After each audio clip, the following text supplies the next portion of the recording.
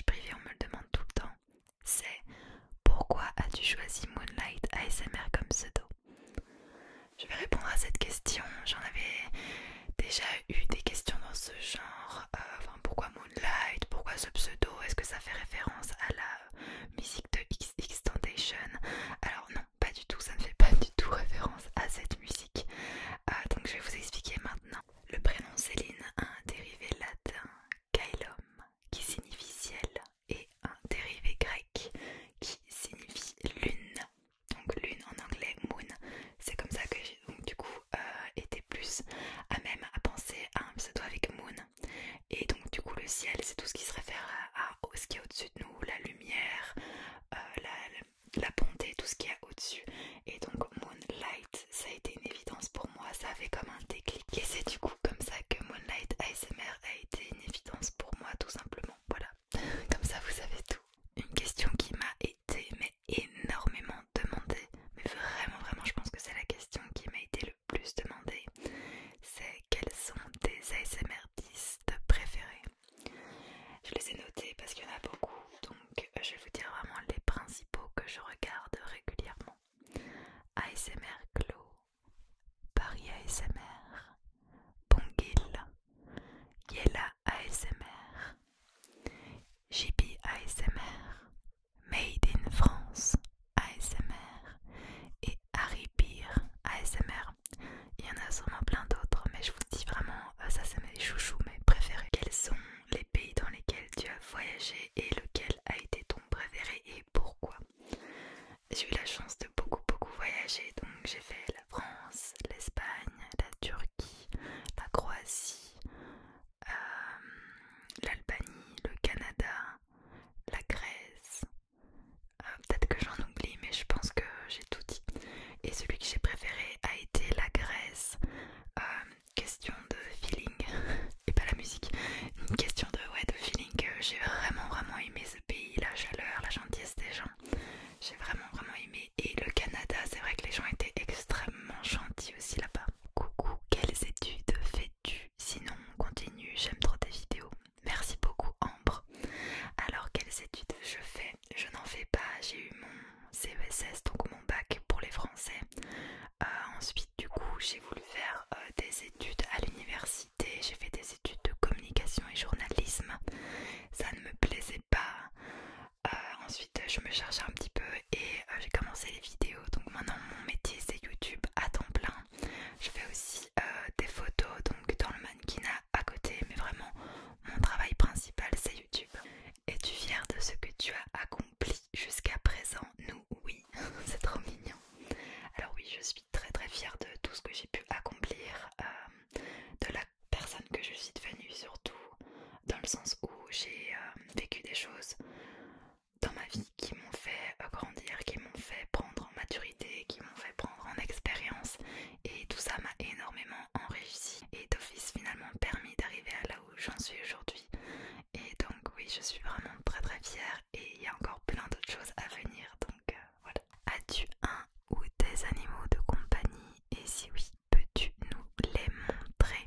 Alors non, je ne peux pas vous le montrer parce que je suis actuellement dans mon studio, mais pour ceux qui me connaissent bien, normalement le savent que j'ai mon petit Bobby. C'est un chat, un mâle, et c'est l'amour de ma vie, c'est l'homme de ma vie. Voilà, c'est ma vie quoi. Donc je peux pas vous le montrer malheureusement, mais il y a une vidéo qui a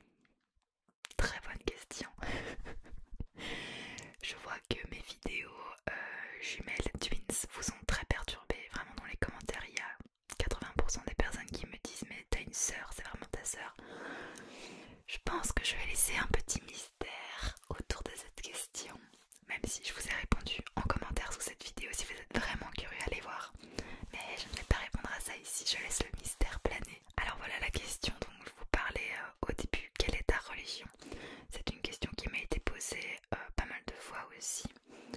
Alors j'ai pas du tout de mal à dire que je suis athée, donc dans le sens où je ne crois pas en une religion ou une autre.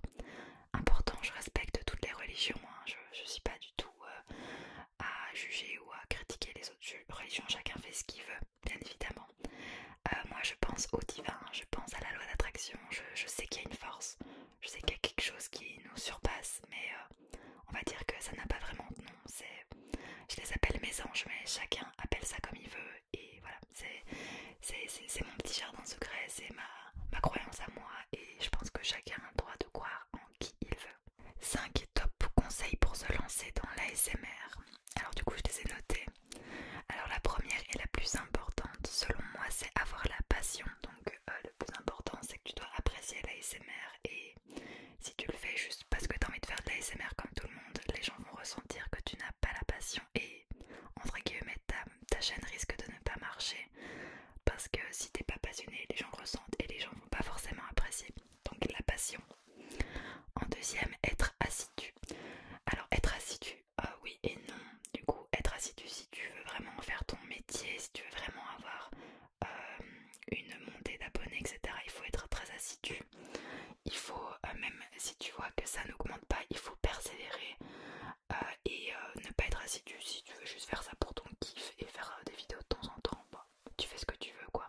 Mais on va dire que si tu as un objectif d'abonnés, il va falloir être motivé et persévérant. Du coup, troisième conseil qui rejoint un petit peu celui d'avant, c'est ne pas avoir d'attente, dans le sens où si tu attends éternellement d'avoir X nombre d'abonnés, ça va se ressentir et tu vas avoir une mauvaise énergie, ça va pas arriver à toi. Donc fais-le sans attente et ça arrivera quand tu t'y attendras le moins. Quatrième conseil, avoir un bon micro et une bonne caméra, c'est super important, dans le sens où l'algorithme de YouTube te mettra beaucoup plus en avant avec une bonne caméra, un bon micro. Donc pour moi c'est primordial, et puis les gens sont beaucoup plus attirés par une bonne qualité au niveau des micros ou au niveau de la caméra, surtout avec ce qu'il y a maintenant, la 4K et bien plus. Tu dois avoir au moins au minimum du 1080p, sinon ça craint un peu. Et pour finir, mon dernier conseil pour se lancer dans l'ASMR est d'avoir un endroit calme, un endroit isolé, un endroit où tu peux filmer sans perturbation autour. Alors s'il y a quelques petits bruits, il n'y a pas de souci, mais s'il y a des enfants qui commencent à crier ou s'il y a des gens qui font des travaux à côté, ça va vraiment pas être agréable pour la personne qui regarde la vidéo. Donc essaye de privilégier un endroit calme.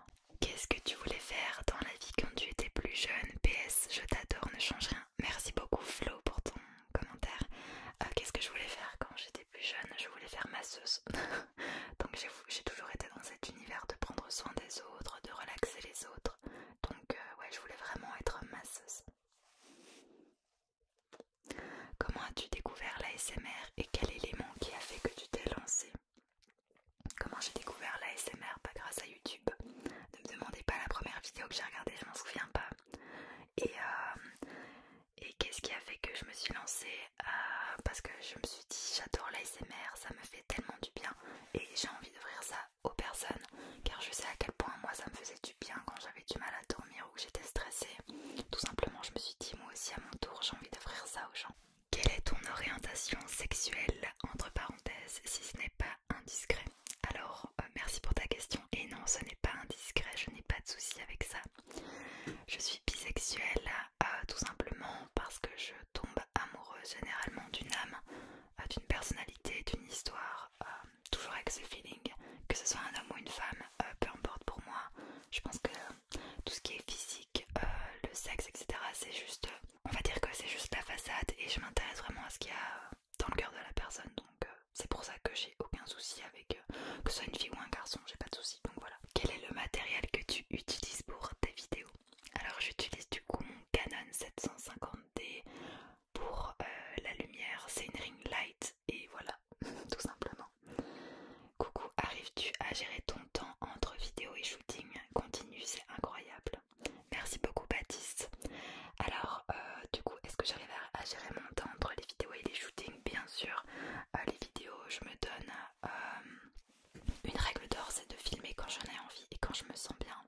Quand je suis fatiguée, que je suis pas de bonne humeur ou que j'ai pas d'inspiration, je vais pas me forcer en fait.